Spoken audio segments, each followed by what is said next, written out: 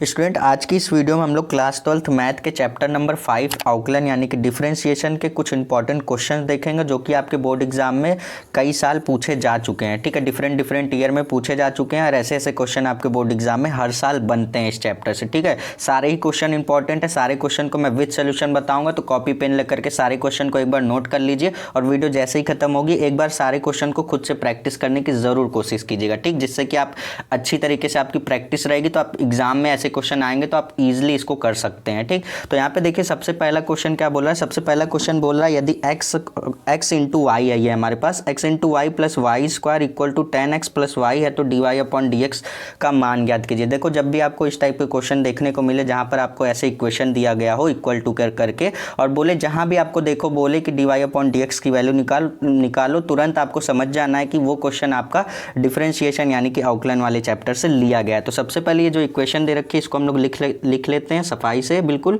x into Y दे रखा है प्लस का वाई स्क्वायर दे रखा है equal to 10x plus y दे रखा है। ठीक, हमें इसकी हेल्प से इसको डिफरेंशिएट करना है। देखो सबसे पहले हमें इसको डिफरेंशिएट करना है। जब हम डिफरेंशिएट करेंगे तो हमें निकालना किसकी वैल्यू है, हमें निकालना है dy अपॉन dx की वैल्यू निकाल करके दिखाना है। अब देखो इसको डिफरेंशिएट करने का एक तरीका है। क्या तरीका है, यहाँ पर आप देखोगे दो फंक्शन है, एक x वाला फंक्शन एक y वाला फंक्शन है। तो जहाँ पर भी x और y मतलब दो फंक्शन जहाँ पर भी होते हैं तो किसी फंक्शन को हम लोग फर्स्ट फंक्शन और किसी फंक्शन को हम लोग सेकेंड फंक्शन, यानी कि एक फंक्शन कोई एक को हम लोग फर्स्ट और कोई एक को हम लोग सेकंड मान लेंगे और उसके बाद फर्स्ट सेकंड वाला फॉर्मूला लगाएंगे। देखो क्या होता है फॉर्मूला, नहीं भी मालूम तो भी आपको समझ में आएगा।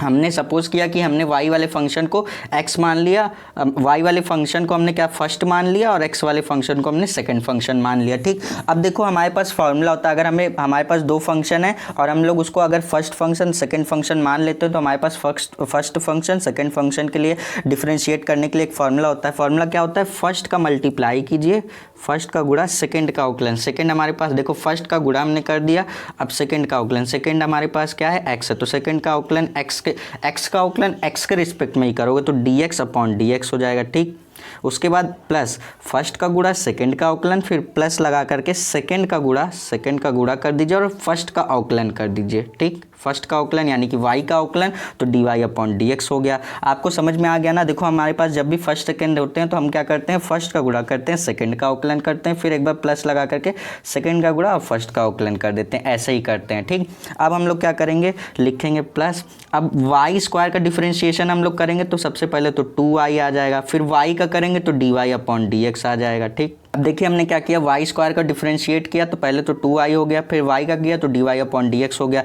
इक्वल टू, अब 10x का डिफरेंशिएशन के लिए फॉर्मूला होता है सेक स्क्वायर एक्स।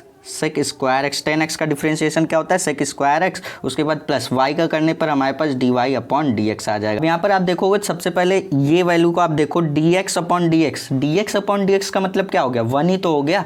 तो यहाँ पर हम लोग क्या करेंगे, इसको सफाई लिखेंगे तो बिल्कुल लिखेंगे y और dx अपॉन dx का मतलब इसकी वैल्यू 1 हो जाएगी तो उसको नहीं लिखेंगे। उसके बाद लिखा plus x into dy upon dx कर दिया, प्लस का यहाँ से हम लोग लिखेंगे 2y dy अपॉन dx कर देंगे equal to sec square x और प्लस का dy अपॉन dx। अब आप देखोगे dy अपॉन dx एक यहाँ पर दिख रहा है, dy अपॉन dx एक यहाँ पर भी दिख रहा है, फिर आपका इक्वल टू के उधर भी dy अपॉन dx दिख रहा है। तो क्यों ना हम dy अपॉन dx वाले जितने भी फंक्शन है सबको एक साथ कर लें तो हमारा क्वेश्चन बिल्कुल ईजी हो जाएगा सॉल्व करना। तो हम क्या करेंगे, dy अपॉन dx वाले जितने भी फंक्शन हम उसको एक साथ कर लेंगे।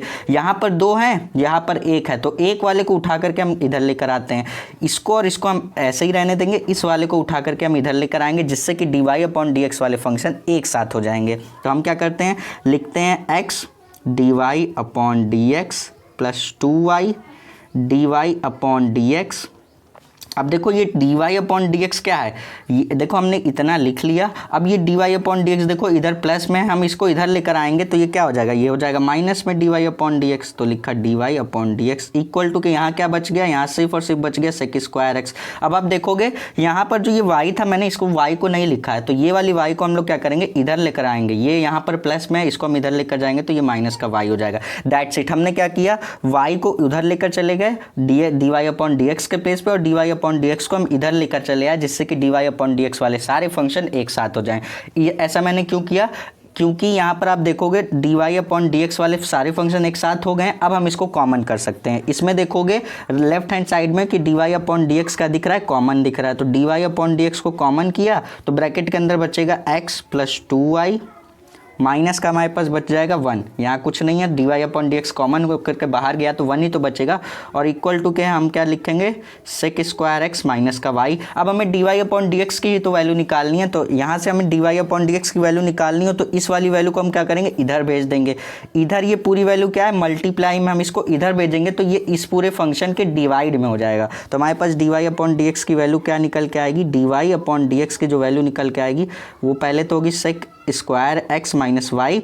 अब इस पूरे फंक्शन को हम लोग इधर लेकर आएंगे तो ये इसके डिवाइड में हो जाएगा, तो यहाँ से लिखेंगे x + 2y और माइनस का 1 लिख देंगे, तो ये हो जाएगा हमारे पास dy/dx की फाइनल वैल्यू। इस टाइप के क्वेश्चन देखो छोटे क्वेश्चन में बनते हैं। अभी लॉन्ग क्वेश्चन हम लोग नेक्स्ट क्वेश्चन में करने वाले हैं। फिलहाल आपका छोटे क्वेश्चन पे पकड़ अच्छी रहेगी तो आप लॉन्ग क्वेश्चन को भी अच्छी तरीके से कर पाएंगे। ठीक, बेसिक आपका क्लियर होना चाहिए। बाकी तरीका मैं बताऊंगा कि आपके बोर्ड एग्जाम में कैसे क्वेश्चन बनते हैं और कैसे करके आपको कैसे अटेम्प्ट करके आना है। आई होप कि आपको ये क्वेश्चन अच्छी तरीके से समझ में आया होगा। अब चलते हैं हम लोग अपने नेक्स्ट क्वेश्चन की तरफ।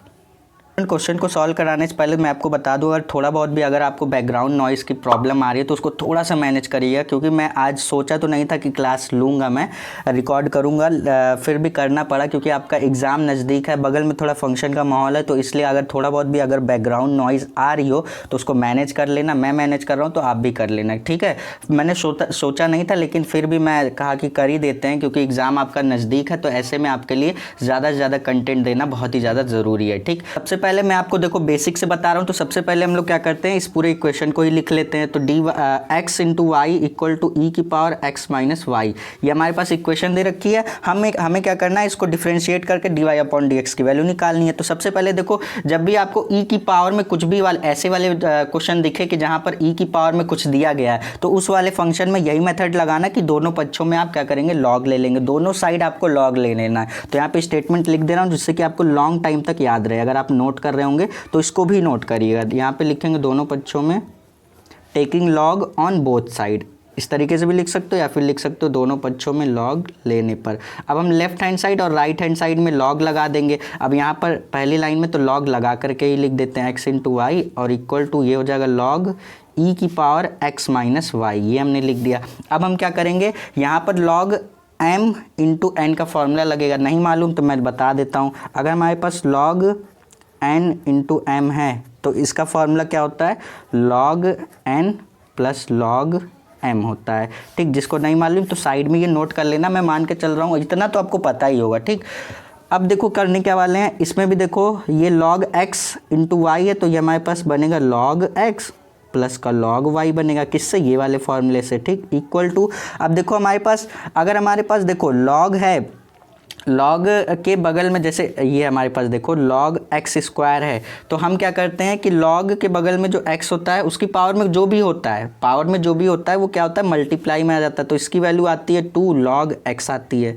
ठीक, देखो पावर में जो भी होता है, लॉग के बगल में उसकी पावर में जो भी होता है उसको हम लोग क्या करते हैं, उसको मल्टीप्लाई में। तो लॉग है, इसके बगल में क्या है, इसके मल्टीप्लाई में ई है, ई की पावर में क्या है, x - y है, तो जो भी पावर में होता है उसको क्या करते हैं, मल्टीप्लाई में ले आ देते हैं। तो लिखेंगे x - y और हमारे पास हो जाएगा लॉग ई। ई के प्लेस पे समझ लो x है, ऐसे कंज्यूम कर सकते हो ना, x है, अगर x है तो x की पावर में जो भी होता है उसको मल्टीप्लाई में ला देते हैं और log x as it is लिख देते हैं। अब हम लोग करने क्या वाले हैं, इतना तो हम लोगों ने फॉर्मूले के अकॉर्डिंग ब्रेक कर दिया। अब जब हमने इतना कर लिया तो अब हम लोग इसका ईजिली डिफरेंशिएशन कर सकते हैं। कैसे करेंगे, log x का डिफरेंशिएशन 1/x हो जाएगा, कोई बात नहीं, प्लस log y का करोगे तो पहले तो 1/y होगा, हमने log y का किया तो 1/y आया, फिर जब y का करोगे तो dy/dx आएगा। अब यही dy/dx की वैल्यू हमें निकाल के दिखानी है। ठीक, इक्वल टू, यहाँ से आप क्या करोगे, इसका करोगे। सबसे पहले यहाँ पर देखो दो फंक्शन है, एक x है एक y है, तो पहले x का देखो, x का डिफरेंशिएशन अगर x के रिस्पेक्ट में करते हो, जैसे x का डिफरेंशिएशन x के रिस्पेक्ट में करोगे तो यही आएगा dx/dx, इसकी वैल्यू क्या होती है, 1 आती है। यानी कि जिसका डिफरेंशिएशन जिसके रिस्पेक्ट में करते हो उसकी वैल्यू क्या आ जाती है, 1। जैसे आप t का डिफरेंशिएशन t के रिस्पेक्ट में ही कर दो, t का डिफरेंशिएशन, तब पर भी 1 आएगा। तो हम क्या कर रहे हैं, x का डिफरेंशिएशन x के रिस्पेक्ट में ही करने जा रहे हैं तो वैल्यू क्या आ जाएगी, 1 आ जाएगी। माइनस वाई का करोगे एक्स के रिस्पेक्ट में तो d y upon d x हो जाएगा,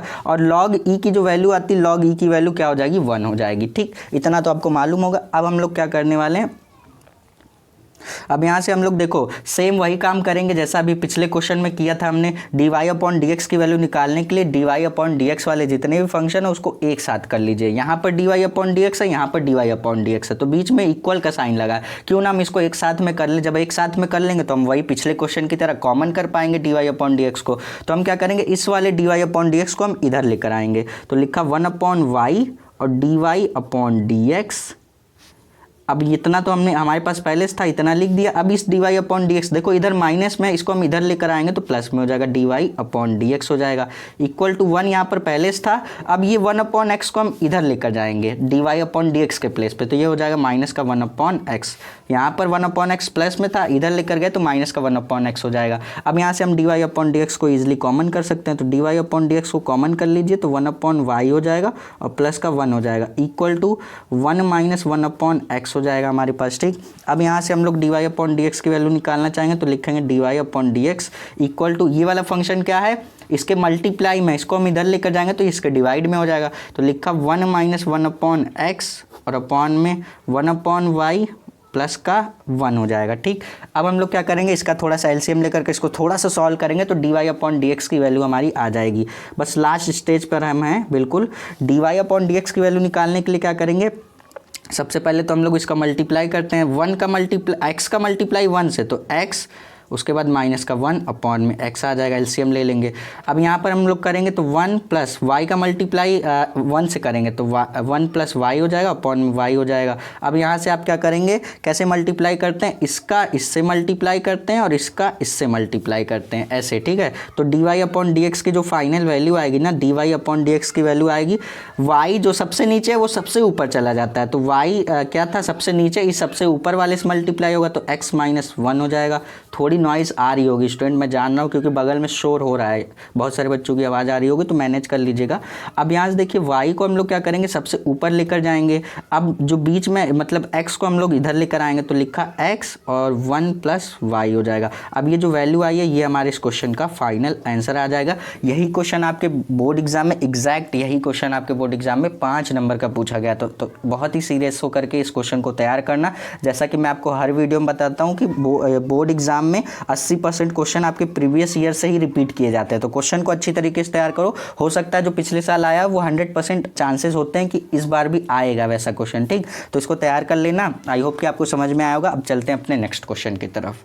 तो स्टूडेंट यहाँ पे देखिए इस क्वेश्चन में क्या बोला जा रहा है, इस क्वेश्चन में बोला जा रहा है यदि y equal to cos inverse 1 minus x square upon 1 plus x square, तो वही बात है कि d y upon d x निकाल के दिखाओ। तो सबसे पहले क्या करेंगे, ये जो हमारे पास क्वेश्चन दे रखा है इसको लिख लेते हैं। y इक्वल टू दे रखा है cos inverse 1 minus x square upon 1 plus x square, ये हमारे पास क्वेश्चन दे रखा है। सबसे पहला चीज़ हम क्या करेंगे, इस टाइप के जब भी क्वेश्चन आते हैं तो हम लोग क्या करते हैं, लेट करते हैं। यहाँ पे आपको क्या करना पड़ेगा, मानना पड़ेगा। आप x इक्वल टू कुछ मान सकते हो जो आपका इस क्वेश्चन को सॉल्व कर दे। कैसे पता चलेगा, वो प्रैक्टिस से पता चलेगा। जैसे आप क्या करने वाले हो, x इक्वल टू हम क्या करते हैं टेन थीटा मान लेते हैं। जब x इक्वल टू हमने टेन थीटा मान लिया तो अगर हम थीटा की वैल्यू निकालना चाहेंगे तो टेन को इधर भेजेंगे तो ये हो जाएगा टेन इनवर्स x हो जाएगा। तो ये दो वैल्यू हमने निकाली, बड़ी काम की वैल्यू है। पहला तो हमने x equal to tan theta जब माना तो थीटा की वैल्यू टेन इनवर्स x आ गई।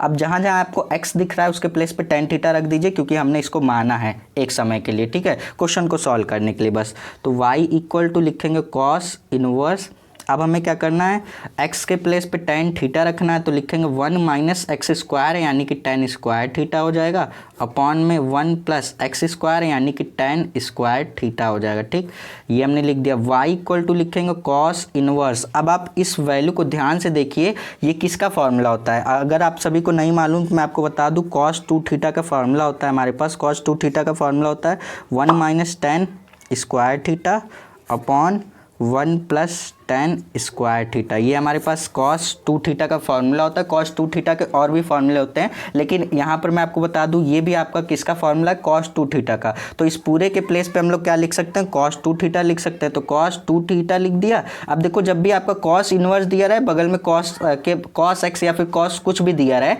तो cos से cos आपका निगलेक्ट हो जाता है। तो यहाँ से हमारे पास y इक्वल टू क्या बचेगा, 2 थीटा सिर्फ और सिर्फ बचेगा।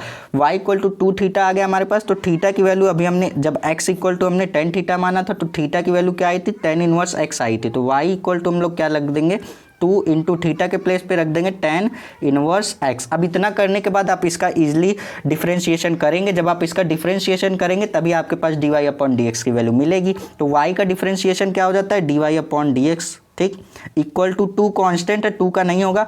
tan इनवर्स का डिफरेंशिएशन करते हो तो आपके पास आता है 1/1 प्लस एक्स स्क्वायर, ठीक, ये हमारे पास आता है। इसको आप थोड़ा इज्जत से लिखना चाहोगे तो लिखोगे dy upon dx equal to 2 को ऊपर कर दो और 1 प्लस एक्स स्क्वायर कर दो।